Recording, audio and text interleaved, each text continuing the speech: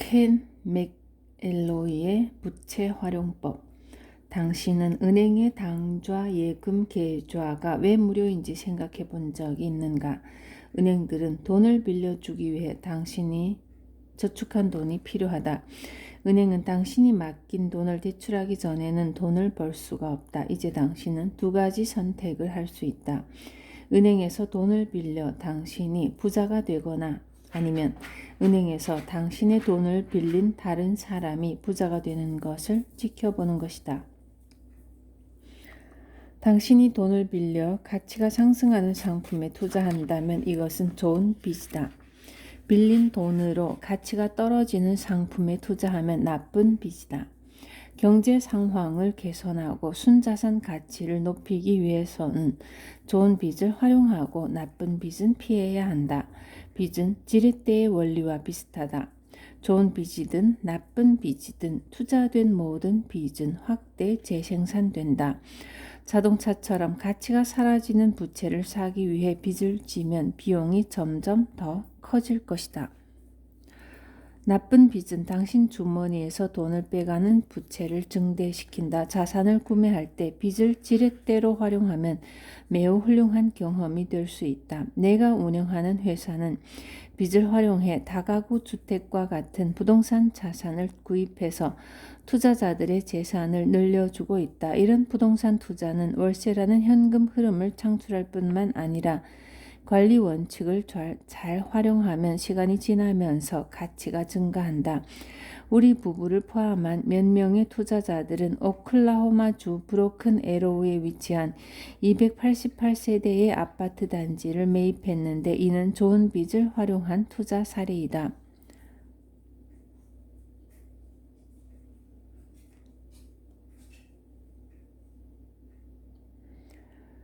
이 아파트 단지는 위치가 좋은 데다 수입을 늘리고 비용을 줄일 수 있는 요소들이 많다. 매입 당시 이 아파트 단지는 1,400만 달러가 조금 넘는 것으로 평가받았다. 부동산의 가치는 언제나 현금 흐름이 기준이다.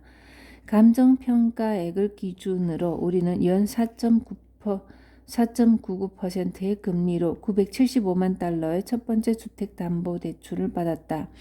그리고 연 6.5%의 이자를 지급하는 조건으로 두 번째 주택담보대출에도 성공했다. 이것이 좋은 빚이다. 은행은 아파트 단지의 입주율이 높고 우리가 받는 월세가 주택담보대출금의 한 달 상환액보다 많다는 것을 알고 있기 때문에 대출을 해주었다. 우리는 다른 투자자들로부터 계약금과 시설 투자로 340만 달러를 조달했다. 우리의 전략은 모든 아파트에 세탁기와 건조기를 설치해 가구당 25달러씩 추가 수입을 얻는 것이다. 연간으로 따지면 86,400달러의 수입이 더 증가하는 셈이다. 우리는 3년 반 만에 아파트 단지에서 발생하는 순수입을 30만 달러로 끌어올렸다. 반면 임대료 수입으로 대출금을 꾸준히 갚은 결과 최초의 주택담보대출금은 3년 반 사이에 60만 달러 이상 크게 줄었다. 현재 오클라호마에 있는 이 부동산의 가치는 2천만 달러 정도로 평가받고 있다. 현금 흐름이 증가했기 때문에 부동산의 가치도 높아진 것이다. 좋은 빚과 340만 달러의 투자금을 이용함으로써 이 부동산의 가치는 대략 600만 달러 정도 상승했다. 연간 현금 흐름도 30만 달러 이상 증가했고 수익은 투자자들에게 배분되고 있다. 최초의 사업 계획은 언제나 새로운 부채를 이용해 투자자들에게 투자금을 돌려주는 것이었다. 2011년 우리는 낮은 고정금리로 자금을 조달해 오클라호마 아파트 단지에 대한 투자 계획을 다시 조정하고 있다. 기존의 1,000만 달러는 고정금리 대출로 바꾸고 5천만 달러는 투자자들에 대한 배당금으로 남겨두는 것이다. 투자자들에게 돈을 돌려주는 것보다 더 좋은 일은 없다. 사례에서 투자 수익이 500만 달러라면 우리는 340만 달러를 투자자들에게 돌려주는 것은 물론이고 추가로 160만 달러를 벌어들인 것이다. 투자금이 묶여있는 동안에 매달 현금 흐름이 발생했다는 사실도 잊어서는 안 된다. 투자자들이 투자금 전액을 돌려받은 후에는 이 부동산 프로젝트에 대한 투자금은 제로가 될 것이다. 되돌려받은 최초의 투자금과 추가 수익에 대한 세금은 없다. 오클라호마의 아파트 단지는 모든 투자자들에게 현금 흐름을 제공할 것이다. 투자금을 모두 회수했기 때문에 우리의 수익률은 무한대가 된다. 나는 처음부터 이런 투자 계획을 수립했다는 점을 강조하고 싶다. 부채를 활용하는 투자자들은 대출금에서 발생하는 열매를 수확할 수 있다. 당신도 좋은 부채를 활용해 현금 흐름을 창출하는 자산을 매입한다면 큰 부자가 될 수 있다. 회계 전문가 톰 휠라이트의 세법은 기업주와 투자자들을 위한 일련의 장려책이다. 부동산 투자자들에게도 마찬가지다. 부동산 투자자는 부동산을 수리해서 단기간에 파는 사람들이 아니다. 부동산을 매입해서 보수를 하고 장기간 투자를 위해 보유하고 있는 사람들을 말한다. 부동산을 매입하고 보수하고 보유하는 투자자들을 위해 정부는 두 가지 중요한 혜택을 제공하고 있다. 첫째는 가장 큰 혜택인 감가상각이다. 감가상각은 부동산 관련 비용에 대해 세금 공제를 받는 것이다. 자신의 돈으로 부동산을 구입했든 대출금을 이용했든 상관이 없다. 당신이 20만 달러를 주고 임대 부동산을 구입했다고 가정해보자. 이 가운데 2만 달러만 당신의 돈이고 18만 달러는 은행에서 대출을 받은 것이다. 당신이 20만 달러를 주고 산 것은 무엇일까? 예를 들어 4만 달러의 가치가 있는 땅과 건물, 조경, 고정자산 등을 포함해 16만 달러 상당의 재산을 샀다고 볼 수 있다. 정부는 건물이 오래되면서 가치가 떨어지는 것에 대해 세금을 공제해준다. 당신이 소유한 건물이 주거용이라면 1년에 받는 세금 공제는 3.64%이다. 이것은 감가상각으로만 1년에 6천 달러의 세금을 돌려받는다는 의미이다. 당신의 초기 투자금인 2만 달러에 대한 한 달 현금 흐름이 1%라고 가정해보자. 이것은 1년에 2,400달러의 현금이 들어온다는 의미이다. 6,000달러의 세금 공제를 받으면 소득신고서에는 3,600달러의 손실이 기록될 것이다. 이 3,600달러의 손실은 당신의 급여, 사업 또는 다른 투자와 관련된 세금을 줄이는 데 활용될 수 있다. 따라서 감가상각은 세금으로부터 당신의 현금 흐름을 지켜주고 다른 소득에서 세금을 낮춰줌으로써 추가적인 세금 혜택을 제공한다. 당신이 투자한 돈뿐만 아니라 은행이 대출해준 돈에 대해서도 감가상각을 받을 수 있다는 점을 기억하라. 융자 수수료 등 은행에서 대출받는 과정에서 발생한 비용에 대해서도 비슷한 혜택을 받을 수 있다. 당신이 대출을 받기 위해 은행에게 빌린 돈에 대해서도 공제를 받을 수 있다. 부동산의 가격이 상승하더라도 세금 혜택을 받을 수 있다. 따라서 부동산은 감가상각, 할부금, 그리고 가치 상승을 통해 투자자가 여러 가지 혜택을 받을 수 있게 해준다. 부동산 투자자들에 대한 추가적인 혜택도 있다. 부동산을 매도할 때 세금에 대한 선택권이 주어진다. 매매 차익을 현금화하고 싶다면 부동산 가격의 상승으로 발생한 자본 이득에 대해 낮은 세율로 세금을 납부하면 된다. 만일 부동산 매매에서 얻은 수익을 다른 부동산에 투자하고 싶다면 세금을 내지 않아도 된다. 이것이 세법에 있는 1031 교환 조항이다. 당신이 부동산을 손해보고 판다면 일반 경상 손실로 처리할 수 있다. 부동산 거래에서 발생한 손실을 다른 곳에서 발생한 소득을 상쇄하기 위해 이용할 수 있다는 뜻이다. 주식이나 뮤추얼 펀드에서 발생한 손실은 다른 자본 이득을 상쇄하는 용도로만 제한되어 있는 것과 비교하면 상당히 다르다. 따라서 자산 가격이 상승한다면 세금을 거의 내지 않고 부동산 가격이 하락하면 다른 경상 수익을 상쇄하는 데 활용하는 것이 가능하다. 많은 국가들이 기업 자산과 부동산의 매매에 대해 비슷한 규칙과 세율을 적용하고 있다. 이제 세법이 부동산 투자자들과 기업가들에게 어떻게 인센티브를 주고 있는지 알게 됐을 것이다. 세법은 경제를 움직이기 위해 정부가 국민들이 돈을 쓰도록 하는 방향을 정한 것이다.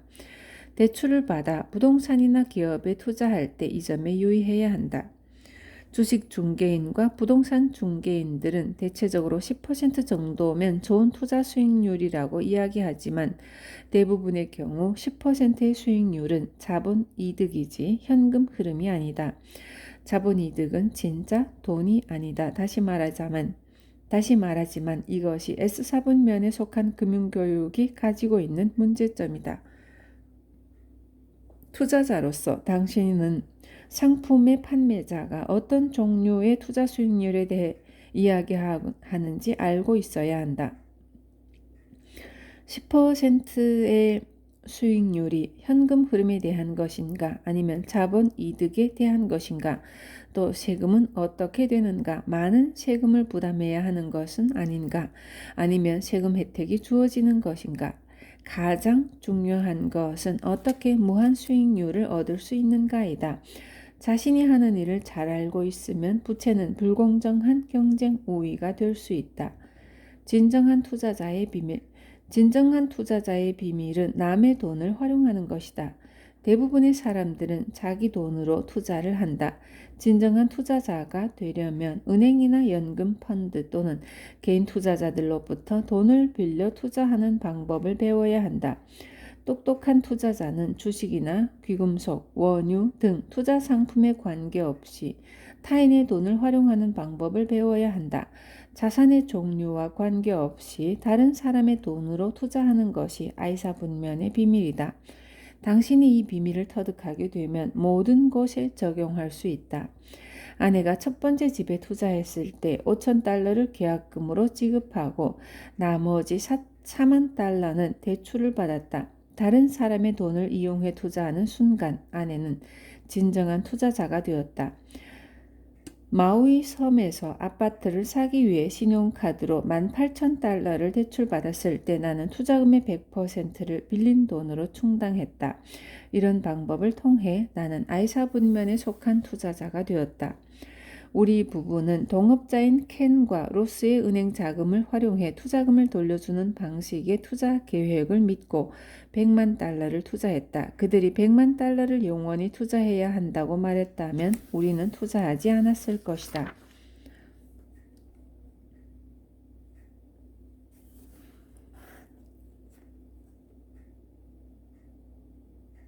우리는 3년 반 만에 투자한 돈 100만 달러를 모두 회수했다. 우리는 투자금을 빨리 돌려받으면서 자산도 소유하고 현금 흐름과 세금 혜택도 받고 싶기 때문에 가능한 다른 사람의 돈을 이용한다. 이것이 진정한 투자자들이 하는 일이다.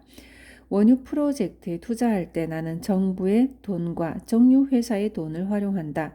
주식에 투자할 때 나는 옵션과 시장의 추세를 이용해 자산을 사들인다. 나의 부자 아빠는 게으르고 어리석은 사람들이나 자기 돈을 이용한다고 자주 말했다. 다른 사람의 돈이 진정한 투자자의 비밀이다. 자주 묻는 질문.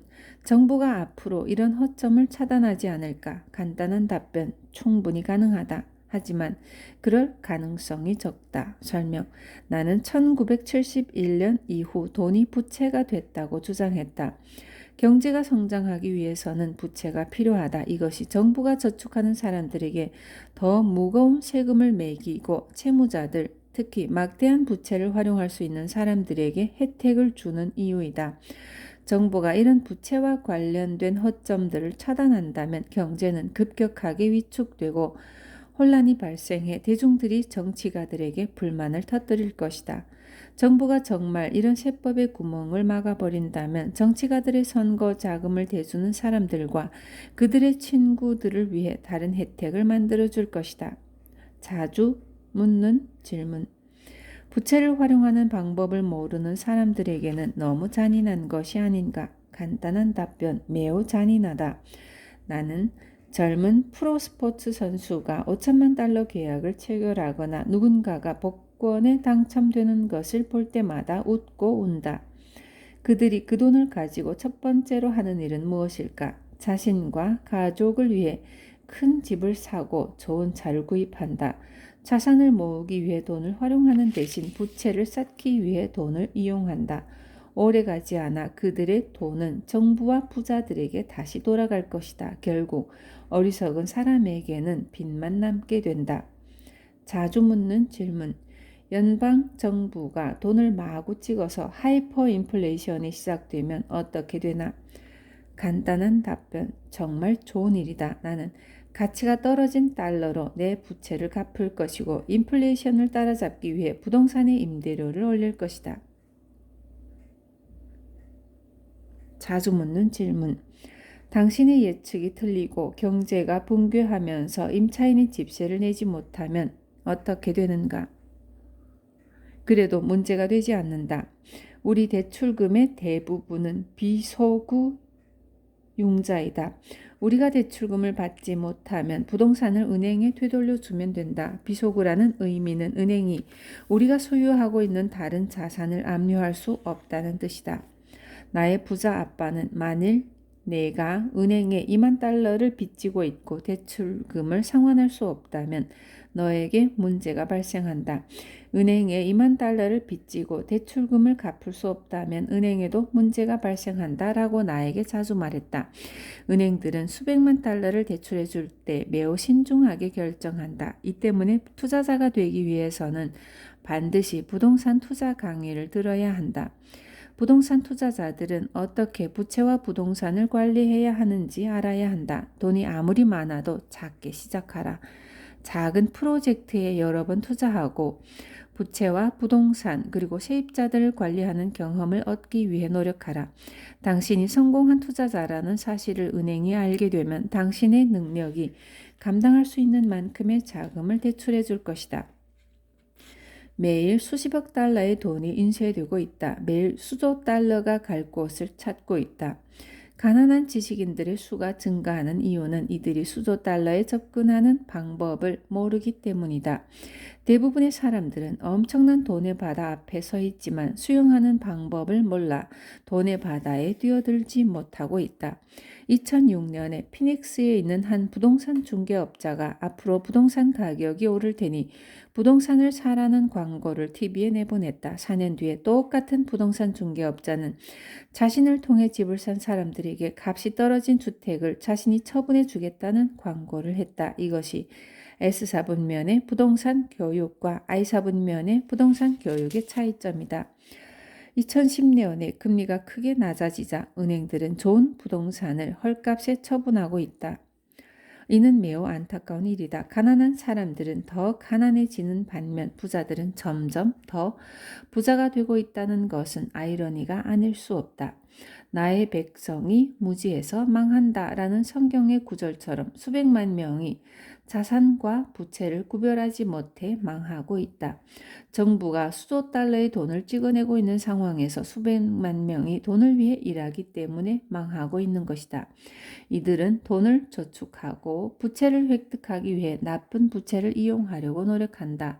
부채를 자산이라고 생각하는 것처럼 어리석은 것도 없다.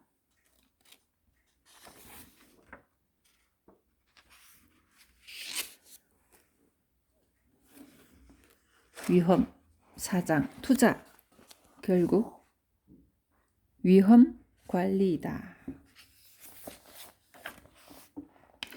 투자는 결국 위험 관리이다. 자주 묻는 질문. 부동산은 좋은 투자 대상인가? 간단한 답변. 잘 모르겠다. 당신은 훌륭한 부동산 투자자인가?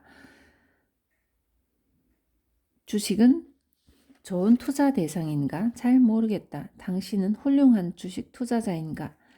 기업체는 좋은 투자 대상인가? 잘 모르겠다. 당신은 훌륭한 기업가인가? 이제 당신은 내가 말하고자 하는 의도를 파악했을 것이다. 금융교육을 받지 않으면 무엇에 투자하든 손해를 보게 된다. 당신을 유혹하는 투자의 모순적 용어, 모순어법은 서로 의미가 충돌하는 단어를 사용하는 것이다. 예를 들면 거대한 새우, 정부의 서비스, 아프지 않게 하는 치과 의사, 정직한 정치가, 그리고 성스러운 전쟁 같은 표현이 모순어법이다. 돈의 세계에서는 다음과 같은 말들이 의미가 상충하는 모순적인 용어나 표현에 해당한다. 직업의 안정성, 저축, 안전한 투자, 공평한 주식, 뮤추얼 펀드, 분산된 포트폴리오, 빚지지 않기.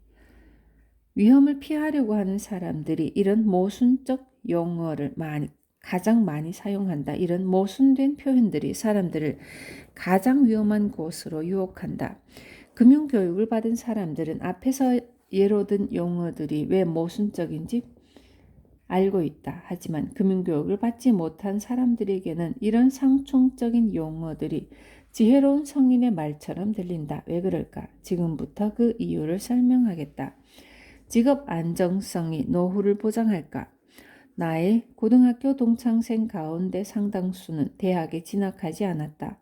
고졸자들도 높은 임금을 받을 수 있는 직업들이 많았던 시절에 사람들은 굳이 대학에 진학할 필요성을 느끼지 못했던 것이다. 파인애플 농장과 사탕수수 농장에서 일하는 사람이 중장비 기사, 통조림 공장 직원, 일반 기업의 사무직원보다 더 많은 급여를 받았다. 대부분이 급여도 높고 보너스도 두둑한 노조에 가입된 일자리였다. 지금은 이런 일자리가 거의 사라졌다. 내 동창생들은 맥도널드 매장에 취직했거나 마리화나를 재배하는 열대 농업 분야에서 일하고 있다. 불법적인 농업에 종사하지만 남부럽지 않게 생계를 유지하고 있다. 이들은 세금을 많이 내지 않는다. 외부에서 보기에 이들은 복지에 의지하는 가난한 사람들처럼 보이지만 현찰을 주고 산 채식 픽업 트럭을 몰고 다닌다. 지금의 경제 위기와 기술 발전 때문에 대학에 진학했던 내 동창생 가운데 상당수는 재정적으로 어려움을 겪고 있다. 뉴 잉글랜드에 있는 명문대학을 졸업한 똑똑하고 예쁜 여자친구는 직장을 잃고 하와이의 농촌 지역에서 하루빨리 사회보장과 의료보장 혜택을 받을 수 있는 나이가 되기를 기다리고 있다. 닉슨 대통령이 중국과 교역을 시작한 이후 미국의 달러가 중국이 새로운 공장을 건설하는 데 도움을 주면서 미국의 일자리는 해외로 빠져나갔다. 중국이 저임금 노동자들을 위한 공장을 자국에 건설하자 더 높은 임금을 받는 미국의 근로자들은 일할 곳이 없어졌다. 대학 졸업자들을 위한 중간 관리직도 사라지기 시작했다. 해외 시장만이 노동자들의 일자리를 빼앗아간 것이 아니었다. 기술 역시 일자리를 빼앗아갔다. 기술 발전이 직업 안정성이라는 용어를 모순된 표현으로 만들고 있다. 1920년대에 200만 명을 넘었던 철도 근로자들이 현재 30만 명 수준으로 줄었지만 철도는 효율적으로 잘 운영되고 있다. 근로자 수가 줄어드는 것은 워렌 버핏과 같은 철도회사 기업주의 이익이 늘어난다는 뜻이다. 2009년 버핏은 벌링턴 노던 센타페 철도회사를 340억 달러에 사들였다. 기술 발전은 일자리를 빼앗아가고 줄어든 인건비는 기업주의 이익으로 돌아간다. 버핏이 최첨단 기술 기업을 사지 않고 철도 회사를 산 이유가 무엇일까? 답은 간단하다. 현금 흐름이 꾸준하기 때문이다. 미국 근로자들은 세계에서 가장 임금이 낮은 국가의 근로자보다 40배 높은 임금을 받고 있다. 따라서 미국의 일자리는 계속 사라질 것이다. 한때 저임금 국가였던 중국의 근로자들이 더 높은 임금을 요구하면서 중국도 어려움을 겪고 있다. 중국 근로자들의 임금이 상승하면서 필리핀, 북한, 키르기스스탄, 인도네시아와 같은 저임금 국가들로 일자리가 빠져나가고 있다. 한번 사라진 일자리는 다시 생겨나지 않는다. 기술 발전으로 기업가들은 승자가 되고 근로자들은 패자가 되고 있다. 대부분의 신기술이 탄생하는 실리콘밸리의 기업들조차 해외에서 제품을 생산한다. 이 책을 쓰기 위해 사용하는 컴퓨터는 미국에서 디자인됐지만 중국에서 제조된 것이다. 내가 쓰고 있는 이 책도 앞으로 몇 달이 지나면 다양한 언어로 번역되어 전자책과 종이책 형태로 전 세계에 판매될 것이라는 것을 알고 있다. 이 책이 완성되면 수입이 발생하기 때문에 비용은 떨어진다. 나는 과거보다 직원을 적게 고용하면서 회사를 전 세계로 확장해 나가고 있다. 기술 발전은 B사분면에 있는 사람들에게 불공정한 경쟁 우위인 동시에 S사분면에 속한 사람들에게는 불리함으로 작용한다. 앞으로 직업 안정성을 가지고 있는 사람들은 더 많은 세금을 낼 것이다. 국가 부채의 증가에 따라 정부가 정책적으로 더 많은 세금을 거둘 것이기 때문이다. 봉급생활자와 같은 이사분면 사람들과 의사와 같은 전문직인 S사분면에 속한 사람들은 세금을 줄일 수 있는 여지가 거의 없다. 2010년 미국 정부는 B와 I사분면에 속한 사람들을 위한 세금 혜택을 늘렸지만 E와 S사분면에 속한 사람들에게는 세금 부담을 늘렸다는 사실이 이를 입증한다. 실업률 상승은 단지 미국만의 문제가 아니다. 중국도 피할 수 없을 것이다.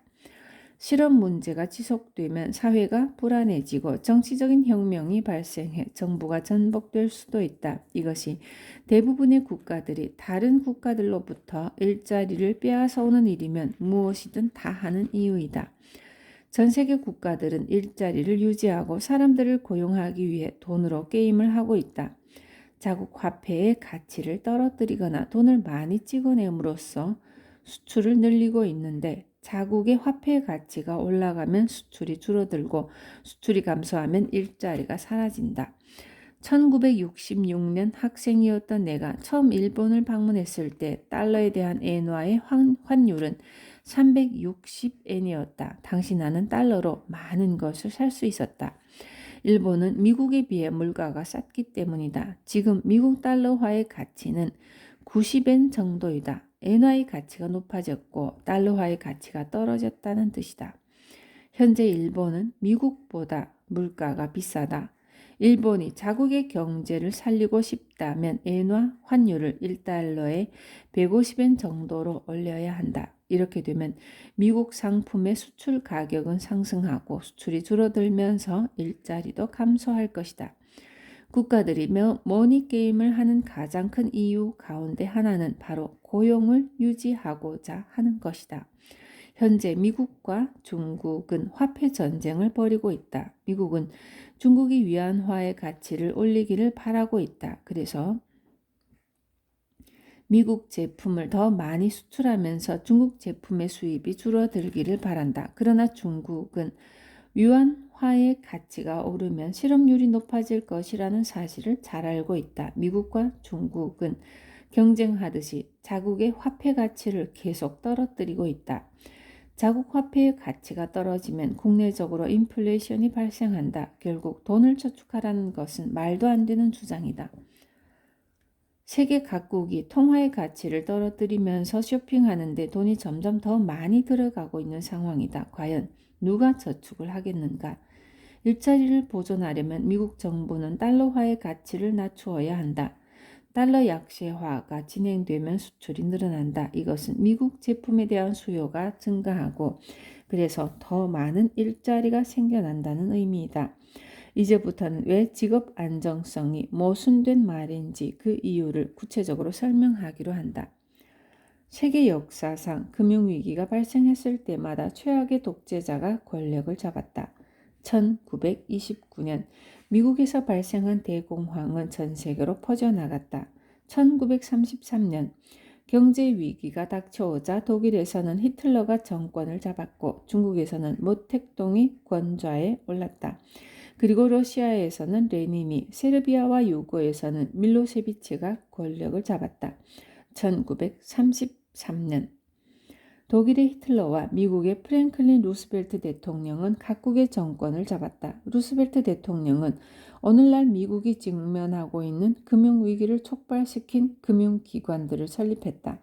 사회보장제도, 연방예금보험공사, 그리고 연방주택관리국이 루스벨트가 도입한 제도와 기관이다. 또한 루스벨트 대통령은 미국을 금본위 제도에서 탈퇴시켰다. 많은 사람들이 제2차 세계대전 덕분에 미국이 대공황에서 벗어난 것으로 알고 있다. 제2차 세계대전이 미국의 생산성을 높이고 균형적인 재정을 달성하는 데 일조한 것은 사실이지만 그러나 미국 달러화의 힘을 강화시킨 것은 근본위 제도로 복귀한 1944년의 브레턴 우즈 협정이었다. 그러나 1971년에 닉슨 대통령이 브레턴 우즈 협정을 파기했기 때문에 지금 미국은 새로운 공황에 직면할 수도 있는 경제 위기를 경험하고 있는 것이다. 근본위 제도의 붕괴는 닉슨 쇼크로 알려졌다. 1971년 이후 미국의 번영은 세계가 원하는 공산품이 아니라 부채와 인플레이션을 통해 이루어졌다. 금이라는 규제 기준이 사라졌기 때문에 연방준비은행은 체계적인 통화 팽창을 시작했다. 미국 경제는 엄청난 규모의 가짜 돈을, 종이돈을 근거로 폭염기를 누렸다. 미국의 국가 부채는 갈수록 가치가 떨어지는 납세자들의 돈으로 부채를 갚아가는 불태환 화폐의 금융 사기이다. 세계의 다른 국가들이 현금 강탈에 동의하는 동안 미국의 금융 사기 시스템은 지속된다. 만일 세계 각국이 가짜 종이 돈으로 상품을 살 수 있다는 환상에서 깨어나게 되면 금융 사기는 막을 내린다. 달러 체제가 무너지면 미국도 함께 붕괴할 것이다. 이것이 내가 책을 쓴 2011년에 미국이 처한 상황이다. 미국인들은 미래 세대의 빚을 지고 있다.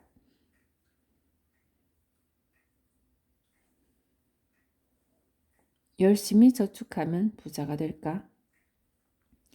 미국이 달러화의 구매력을 떨어뜨리고 있는데 왜 우리는 저축을 해야 하는가? 거듭 말하지만 1971년 근본위 제도가 폐지된 이후 달러화는 돈의 역할을 포기했고 부채가 되었다. 1971년 이전에 미국은 달러화의 가치를 담보하는 금을 확보해야 했지만 미국이 수출보다 수입을 많이 하면서 보유한 금이 국외로 빠져나갔다.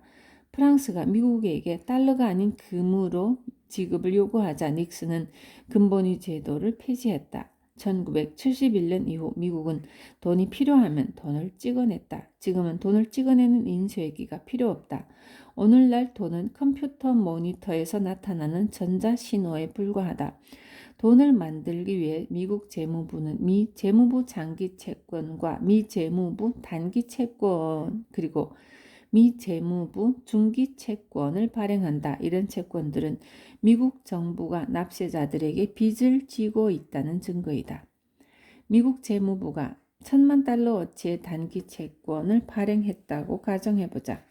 개인 투자자, 은행, 그리고 중국과 일본, 영국 같은 국가들이 채권을 매입한다. 미국은 빚을 갚기 위해 돈을 찍어낼 수 있어 미국 국채는 가장 안전한 것으로 평가받고 있다. 그리고 이 때문에 많은 사람들이 미국 국채를 좋아한다. 문제는 세계가 어느 날 갑자기 미국의 국채를 사주지 않게 되는 순간이다. 그러면 연방준비은행은 더 많은 가짜 종이 돈을 찍어내야 한다. 이렇게 되면 인플레이션이나 하이퍼 인플레이션이 발생하게 될 것이다. 만일 아무도 미국 국채를 사주지 않는다면 연방준비은행이 개입해 수표를 발행해 채권을 매입한다. 연방준비은행이 발행하는 수표는 아무것도 없는 허공에서 돈을 만들어내는 것이다. 연방준비은행의 공수표 발행 행위가 바로 양적 완화이다. 연방준비은행이 화폐 발행에서 양적 완화라고 용어를 바꾼 것은 이 용어가 훨씬 더 지적으로 들리기 때문이다. 만일 우리 같은 개인들이 은행에 잔고 없이 수표를 발행하면 감옥에 갈 것이다. 그러나 연방준비은행이 발행하는 것은 합법이다. 지금까지 설명한 것이 저축이라는 단어가 모순인 이유이다.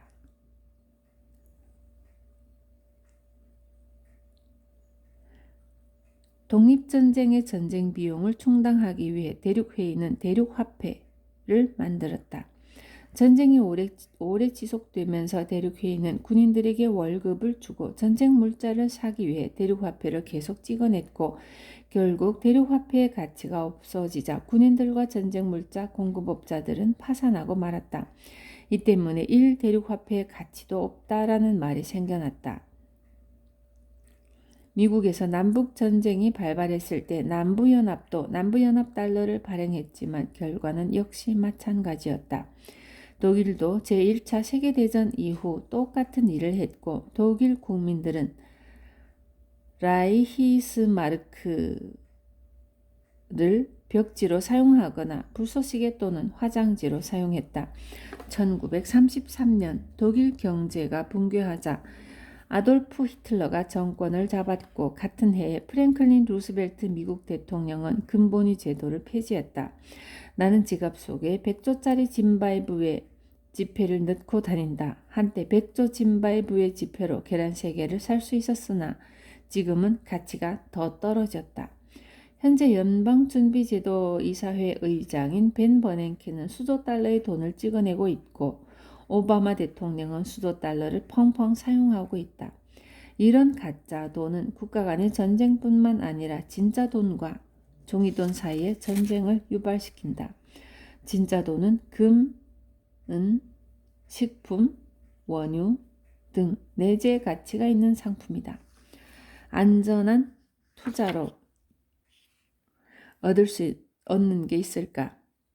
안전한 투자라는 것은 없다. 단지 똑똑한 투자자들만 있을 뿐이다. 앞에서 설명한 것처럼 부동산은 좋은 투자 대상인가 또는 주식은 좋은 투자 대상인가? 라고 질문받으면 나는 항상 질문자들에게 당신은 좋은 투자자인가? 라고 되물어본다. 당신이 어리석다면 어떤 투자도 안전하지 않다. 심지어 금도 마찬가지이다. 당신이 어리석은 투자자라면 진짜 돈인 금과 은에 투자해도 큰 손실을 볼 수 있다. 2011년 현재 금 가격은 사상 최고를 기록하고 있다. 바보들이 바보들의 금을 사들이고 있기 때문이다. 부동산과 주식의 거품이 그랬던 것처럼 금 투자 열풍은 바보들을 투자로 끌어들이고 있다. 앞서 설명한 것처럼 금은 1온스에 1300달러를 넘어 사상 최고가를 기록했지만 1온스 가격이 850달러였던 1980년의 가격으로 환산하면 최고가는 아니다. 금이 최고 가격에 도달하려면 1온스의 가격이 현재의 달러화 가치로 2,400달러가 되어야 한다. 요즘은 어디를 가나 금을 삽니다 라는 표지판을 볼 수 있다. 금을 매입하는 사람들은 현금이 절실하게 필요해 엄마의 귀금속까지 파는 사람들에게 1온스에 1,300달러가 아니라 300달러를 주고 살 것이다. 금화에 투자할 경우 많은 투자자들이 사기를 당해 희귀한 금화를 사게 된다. 내 지인 중 한 명은 지난 대공황 때 발행된 희귀한 금화를 샀다며 매우 기뻐했다. 그는 1200달러를 금화를 3000달러를 주고 샀다. 그는 1200달러짜리 금화를 3000달러를 주고 샀다. 앞으로 수년 안에 금 1온스의 가격이 3000달러까지 오를 가능성이 있다고 생각한다. 그리고 7000달러까지 오르는 것도 불가능하다고 생각하지 않는다. 이것이 당장 보석상에 가서 금을 사라는 의미일까? 그렇지는 않다. 특히 요즘처럼 금값이 높은 시기에는 금에 투자하기에 앞서 금에 대한 교육을 받아야 한다. 아주 쉽게 설명하면 금값은 돈의 공급과 같이 간다. 정부가 더 많은 돈을 찍어내 공급을 늘릴수록 금값은 더욱 올라간다. 금값이 상승하면 달러의 구매력은 떨어진다. 이것이 내가 금 가격의 동향을 이해할 수 없다는 지난 2010년 6월 9일 버냉키 의장의 발언이 어이없다고 생각한 이유이다. 버냉키 의장은 돈을 찍어내는 장본인이다. 그는 MIT를 졸업했고 스탠퍼드 대학과 하버드 대학에서 교수를 지냈으며 대공황에 대한 전문가이다. 그리고 지금은 세계에서 가장 강력한 은행을 이끌고 있는 인물이다. 그런 그가 금 가격의 움직임을 이해할 수 없다는 것이 말이 되는가? 그의 이런 발언이 정말 충격적이다. 금값에 대한 무지 때문에 버냉키는 금에 투자하는 사람들의 가장 친한 친구가 되었다.